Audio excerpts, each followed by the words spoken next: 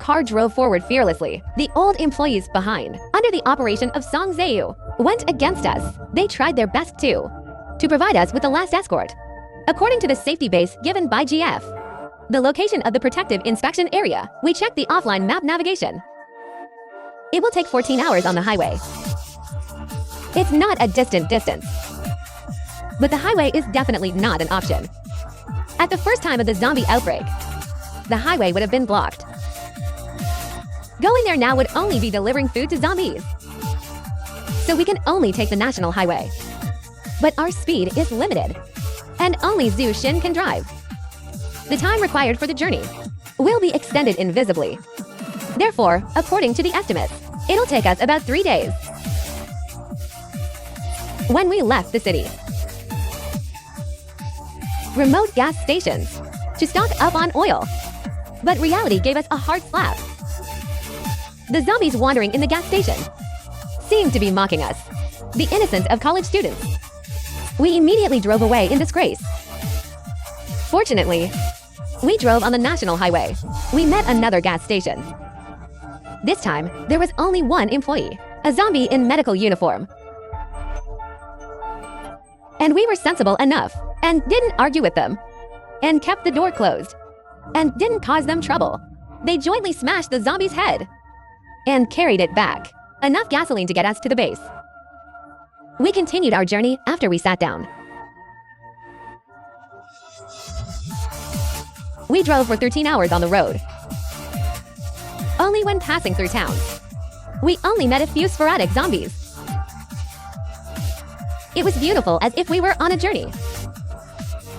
The car drove for a while. We decided to find a place to stop and rest. We didn't get out of the car, but divided the food in the car. Everyone agreed that we gave the largest space in the back seat to Zushi, so that he could sleep comfortably. The car, others just found a place to sleep. Although it was extremely cold at night, to prevent suffocation in the car, we still opened the skylight a little to keep warm.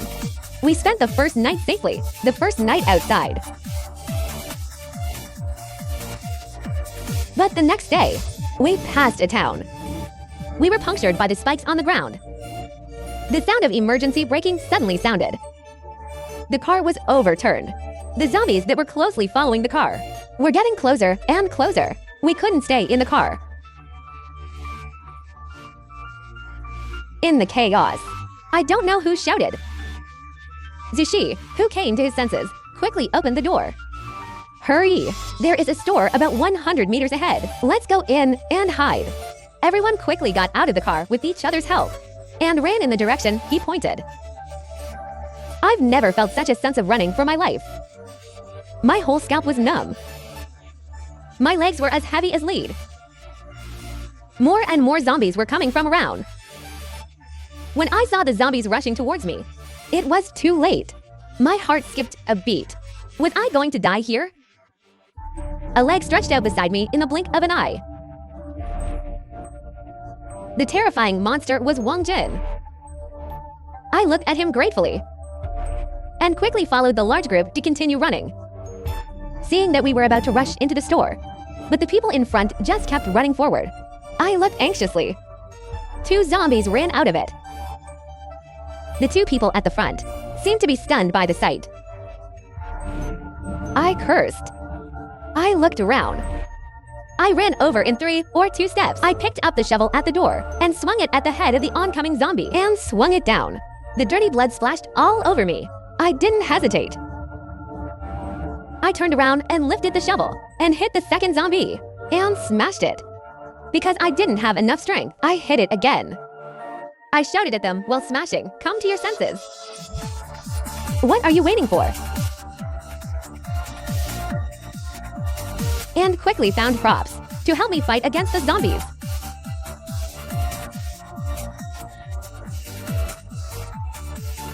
And let them enter the store quickly. Zhu Xin ran at the back to cover the rear. Several times, the zombies almost grabbed his clothes, which made my heart in my throat. When the last person ran in, we held the door ready to close the door immediately after Sushi came in. I reached out to him to grab his hand. He also reached out to me, but instead put something in my hand. Then, he turned me around and pushed the door shut with a neat movement and pulled down the outermost iron gate. I looked at him incredulously. Sushi, what are you doing?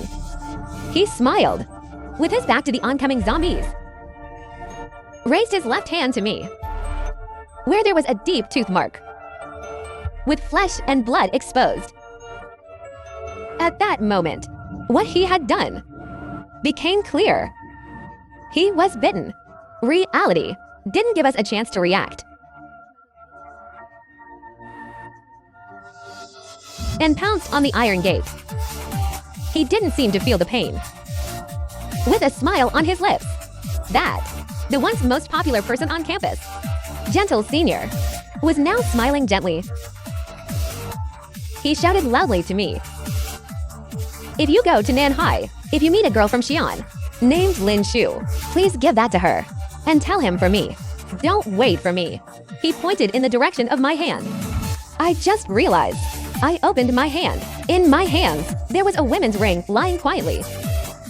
The style of the ring is simple, but it was within the price range of a college student, a price that a college student could afford. I opened my mouth, but I choked up and couldn't make a sound. I said yes to him silently. He was satisfied. The school beauty took 2 steps back and disappeared forever in the surging tide of zombies. We had no transportation or food. Everyone was depressed, but only because of Sushi. To prevent losing it, I put it on a chain and hung it around my neck. I held the ring on the necklace. I made a wish to the moon for the first time. I hoped we could reach the South Sea safely. I hoped to meet the girl named Lin Shu, and hoped I could give the ring to her with my own hands. We wandered aimlessly in this town until the next night. We didn't know what happened. The zombies in this town and suddenly started to be intimate. We took the opportunity. Fortunately, we came back in time. We just closed the door. A small group of zombies came from a distance, which made our unease grow. This is probably what GEF said. The zombies are migrating south, but this is already very far south. Where will they go south to? On the 3rd day, a car passed by here. Perhaps this is the biggest gain. The biggest gain. It seems that this direction is correct.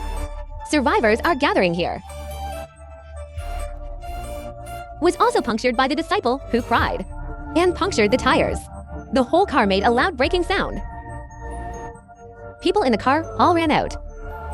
There were men and women, but they were much luckier than us. The zombies in this town, there were only a few left at first. We still wanted to greet them and wanted to open the door to let them in and join forces with them and let them take us away. But when they threw guns at us, we backed away. Those people looked very tough and full of murderous aura. They seemed to be good at fighting zombies. They were very agile. They searched the town and they found our car and took away the supplies we left in the car through the windowsill and watched all this secretly through the windowsill. But we dissuaded them. These people looked like troublemakers. It was about to be the boys' turn. Just give them those things. This sentence was like a loss of morale. Everyone became depressed. But I didn't expect. We didn't start the trouble first, but the people outside didn't plan to let us go. They found our hiding place and strode over. The leader was a man with a crew cut and tall. It was already dark now. I couldn't see his face clearly, but the cold aura he exuded still made me a little scared. He knocked on the iron door outside, which made us feel very nervous. No one spoke. I plucked up my courage and asked what was the matter. The person outside seemed surprised and replied with a girl's voice. He paused for a moment and then said, "There are no other intact houses here. Can we stay for one night? I was a little unconvinced. I was afraid they wanted to take our supplies.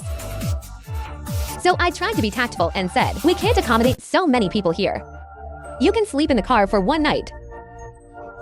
There was no response outside, and soon there was no sound. I breathed a sigh of relief after confirming they were gone, and prepared to find a car tomorrow to see if we could leave at the right time. We can't just sit here and wait to die. I reluctantly responded to my roommate's reassurances. I walked to the corner and sat down. Perhaps I was too tired, leaning against the wall. In a daze, a loud bang woke me up. I reflexively. I didn't expect that they came back again, and directly violently pried open the door from outside. They walked in with flashlights. The bright light blinded me. We didn't dare to act rashly. The leading man shone his flashlight around, as if looking for someone. Finally, he walked towards the corner where I was.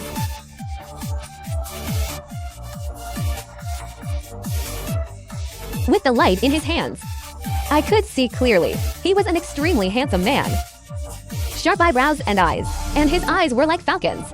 He is handsome, but his fierceness.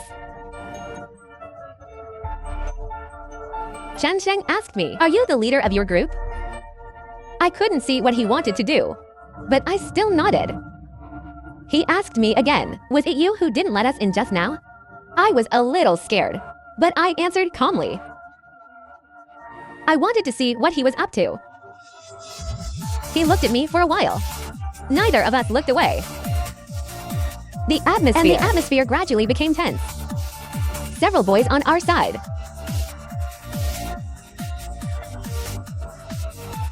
Just as everyone thought that there would be a conflict in the next second, the man suddenly smiled. His eyes and eyebrows were good looking, and his smile broke the hostility just now. He took out something similar to an ID card. He unfolded it and said solemnly to me, "I am the captain of the 2nd Squadron of the National Search." Chu Fengsheng's words came too suddenly.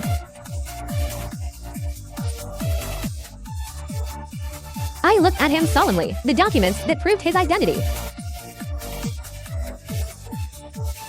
Is this all finally coming to an end? The arrival of Chu Fengsheng made us overjoyed. I don't know if others are like this. When we heard they were soldiers, disappeared, only leaving us with kindness and deep trust. We curiously asked him. Chu Fengsheng explained to us that in the end times, order was out of balance and criminals are rampant. Some people set up checkpoints here to make a fortune. They often let women stop passing vehicles, using others' sympathy, waiting for them to stop and then rob them. "So, you only had this?" He looked at me awkwardly. I would reply, "Li Xingxing, yes." I replied, "But I didn't expect you were a group of brave college students." His spontaneous compliment made Wang Jing and the others blushed with embarrassment. Everyone laughed happily. After the self-shot, this may be the happiest day for us. I got up and was going back to sleep in the corner, but was stopped by Chu Fengsheng. He put away his smile, which made me a little nervous. "What's wrong?" "You did the right thing." "What?" I said. "You didn't open the door for us. You did the right thing." In this indifference, don't trust people too much. I was a little confused. I smiled. "Is this what your police uncle should say?" "Uncle?" He raised his eyebrows. "Yes. Whether it's the police or you, aren't we all called uncle?" He seemed to really think about it, then nodded. He said seriously, "Uncle is uncle. It's a game anyway." The next morning, Chu Fengsheng brought people to repair the tires, and then we set off. We were in the car for more than 10 hours. When I opened my eyes, we were sent to the security base. Chu Fengsheng and his team had rescue missions. After sending us there, they said goodbye and left. After getting off the car, Looking at the scene in front of me, there was only shock in my eyes.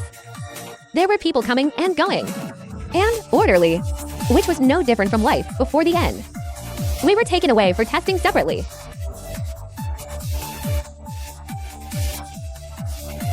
Heading towards the South China Sea base.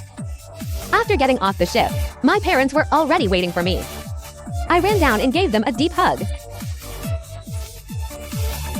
The grievances and fears of the past few months were all vented out at this moment. We were assigned a place to live in the base.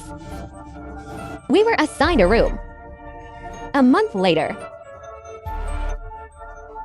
I gave her the words of promise and the ring.